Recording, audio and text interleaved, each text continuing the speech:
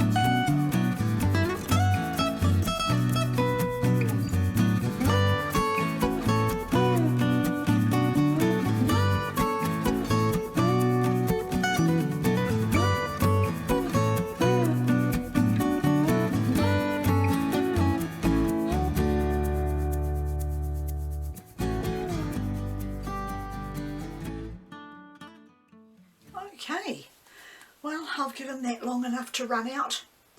I'm just hoping the colours look as good as they are looking from where I can see them.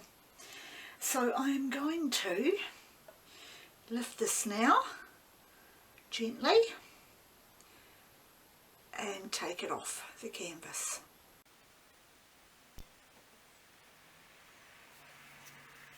Got a few bubbles to get rid of. And then I'm going to get my gloves on and do some tilting, because of course the base colour that I put down, I really don't want any of that left.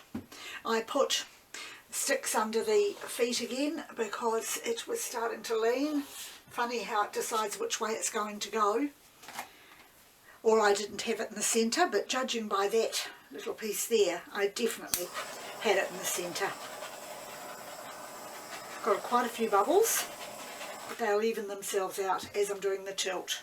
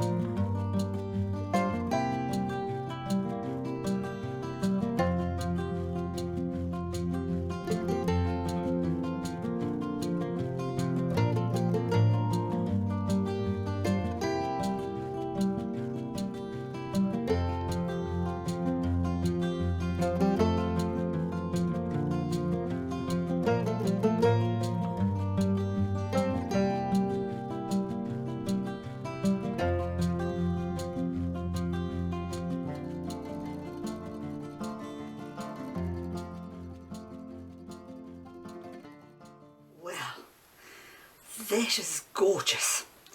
That is an underwater amoeba. Oh, better not drip any of this paint onto my canvas. I am so pleased with that. The colours are gorgeous. I am nuts about purple.